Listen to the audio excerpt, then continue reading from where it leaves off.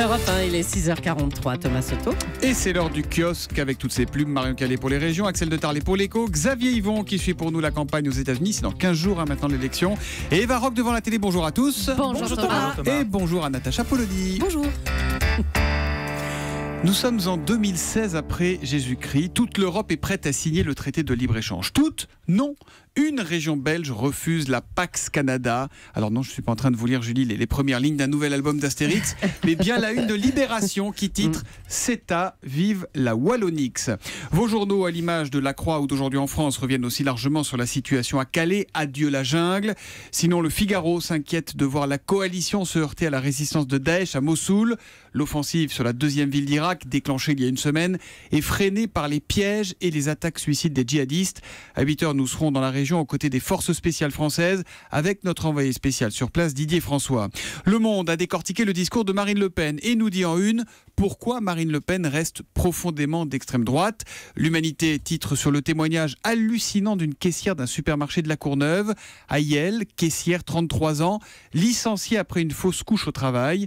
Un mois après avoir repris son poste, elle a donc été virée, son employeur la jugeant trop lente. Et puis, il y a bien sûr l'affaire du pain au chocolat. Le pain au chocolat gate, comme certains l'appellent depuis hier sur les réseaux sociaux.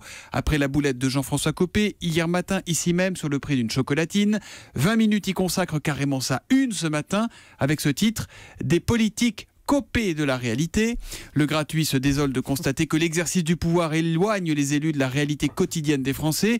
Un problème qui ne date pas hier. 20 minutes nous rappelle qu'en 1974 déjà, Valéry Giscard d'Estaing était incapable de donner le prix d'une baguette. C'est incroyable, non ? Ah oui. Alors c'est quoi le prix d'une baguette ? Allez-y. 1,30 €. 1,10 Pour la €, tradition. 1,20 €. Ils ont leur fiche maintenant. Ils ont leur fiche. Leurs conseillers en com leur fiche dans le kiosque. Bien oui, sûr quand même. qu'on achète du Oui, pain. quand Après, même. ça dépend de la qualité de la baguette, en effet, puisque Oui. maintenant, on a augmenté les prix en faisant des baguettes spéciales, tradition. Pas de doute, c'est bien la vraie Natacha Polony qui est avec nous. 3-1 dans la presse quotidienne régionale ce matin, Marion. Témoignage de flics dans Midi Libre, ils avouent leur peur. On nous jette des boules de pétanque, raconte l'un, quand un autre dénonce une économie parallèle florissante. La grosse frayeur à la raffinerie du Havre, hier, explosion lors d'une intervention de maintenance. 5 personnes ont été blessées, souligne Paris-Normandie. Et puis la mésaventure de plusieurs familles nantaises. Dimanche soir, elles se sont retrouvées enfermés dans un parc. Selon Presse Océan, personne n'était venu les prévenir de la fermeture des grilles. Alors certains ont dû escalader la clôture de 2 mètres de haut. Les autres, une femme enceinte notamment, a dû attendre d'être délivrée par le gardien. L'histoire du jour, Marion, c'est celle d'une avocate à qui il vaut mieux éviter de chercher des noises. C'est dans Ouest France. Oui, à la ville, dans le 8e arrondissement de Paris, elle porte tailleur et talons hauts, bientôt même une robe d'avocate, donc, puisqu'elle vient de décrocher son diplôme. Mais plusieurs fois par semaine, Alexandra Reccia, regard bleu-azur, 28 ans ce mardi, bon anniversaire à elle, enfile aussi Vous avez peur, hein ? un kimono. Elle va même tenter cette semaine de reconquérir le titre de championne du monde de karaté.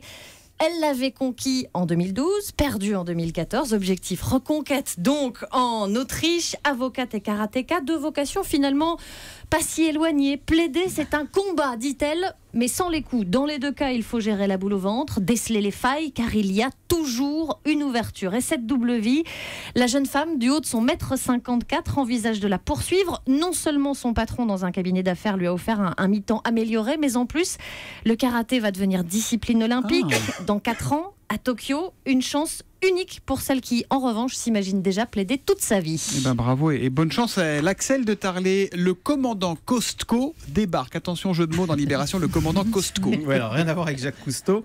Costco, c'est Jacques-Yves Cousteau. Jacques-Yves De toute Cousteau. façon, il ne viendra plus. Hein. Costco, c'est le numéro 2 mondial de la grande distribution. C'est un Américain qui débarque en France. Il va débarquer à Villebon-sur-Yvette.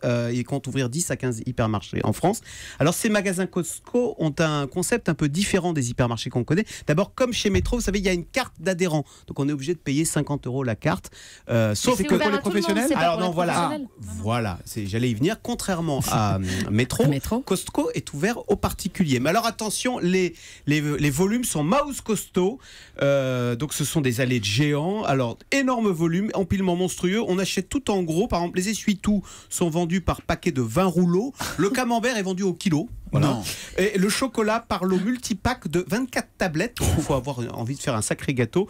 Les carottes, le plus petit sac, c'est minimum 3 kilos. Le tout donc dans un décor de hangar, vous savez, avec néon au plafond, des palettes de produits. Un truc qui vous à donne même bonne le mine, sol, quoi. etc. Mais alors, autre différence, c'est ils disent on vend pas cher, mais on vend que du haut de gamme. Le patron dit nous ne vendons que du haut de gamme, mais à un prix meilleur.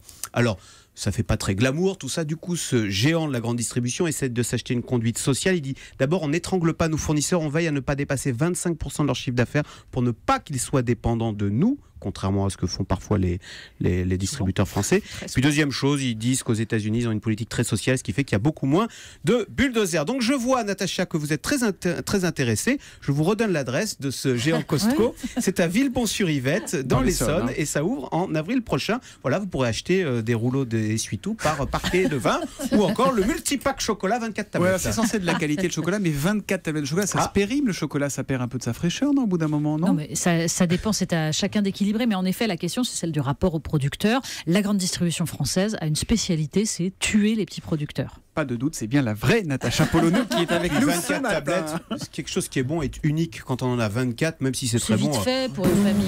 Ah bon? Ouais. 24 tablettes de Bon, on chocolat. va peut-être s'arrêter sur le débat sur le chocolat. On a fait les pains au chocolat hier, le chocolat aujourd'hui, on fera le pain Quel est le demain. prix du multipack?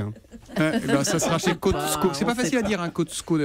Cost, c'est les coûts, Costco. les compagnies. Ouais. Ok, les coups et compagnie. Bon, on va aux États-Unis maintenant. Tiens, la une de la presse américaine. On retrouve notre correspondant à New York, Xavier Yvon. Xavier, l'élection, c'est dans pile 2 semaines. Mais ce que vous nous dites ce matin, c'est que le vote a déjà commencé. Oui, au moins 7 millions d'Américains ont déjà mis leur bulletin dans une urne ou dans une enveloppe. Ça s'appelle le early voting, le vote par anticipation. C'est possible dans presque tous les États. En Floride, par exemple, ça vient de commencer. Il y avait la queue au bureau de vote hier. On estime qu'au moins un Américain sur 3 aura déjà voté avant l'élection. C'est énorme. Et donc, ces jours-ci, les médias ont fait leur premier compte, même si le dépouillement n'aura lieu qu'après le jour de l'élection, comme pour les votes le jour de l'élection. Comme les États-Unis sont un pays qui aime mettre les gens dans des cases, eh bien, les électeurs sont souvent enregistrés selon leur affiliation politique et aussi leur appartenance ethnique. Ça permet donc de savoir que pour l'instant, les électeurs enregistrés comme démocrates ont un peu plus voté que les républicains, qu'il y a 2 fois plus de latinos qui ont voté en Floride qu'à la même époque il y a 4 ans. Ça, c'est très bon pour Hillary Clinton dans cet état crucial parce qu'on le sait, les latinos ne sont pas franchement enclins à voter pour Trump. Et puis aussi, on apprend que les femmes sont très motivées pour cette élection. Elles ont déjà beaucoup voté, par exemple en Caroline du Nord, un autre état très important. Et on sait qu'elles aussi sont en grande majorité pour Hillary Clinton. Alors les sondages qui donnent l'ancienne First Lady très largement en tête restent des sondages, mais c'est early voting, c'est du bulletin de vote sonnant et trébuchant, c'est du sûr, du solide, c'est stratégique et c'est pour ça que l'équipe de Clinton met le paquet dessus. Ça permet par exemple de savoir si ça sert encore de faire campagne dans tel ou tel endroit. Vous imaginez l'importance du rituel tous les soirs au QG Clinton ici à Brooklyn quand on compte les votes par anticipation. Hillary Clinton pourrait savoir avant le 8 novembre si elle a gagné certains États clés. Incroyable. Et donc l'élection. C'est fou d'être répertorié avec ses préférences politiques quand même. Hein. C'est au choix, hein. On n'est pas obligé de le donner, mais la plupart des gens disent oui, je suis latino et républicain ou démocrate. Voilà, dans 15 jours, on sera fixé et donc peut-être qu'on aura une sérieuse indication. Avant, on suivra tout ça au jour le jour, évidemment, sur Europe 1 avec vous, Xavier Yvon. Et on La fêtera ça télé. avec du chocolat. Absolument. La France a un incroyable talent. Ça revient ce soir sur 21h à M6, Eva Rock, Oui, sur M6. avec un garçon qui a l'accent du Sud et du talent. Il est la nouveauté de cette saison. D'ailleurs, est-ce que vous savez depuis combien de temps dure ce programme, d'après vous? 15 ans, 10 non ans. Allez, réponse avec un ex-footballeur devenu animateur. Incroyable talent est de retour et je suis ravi de partager cette 11e saison avec vous.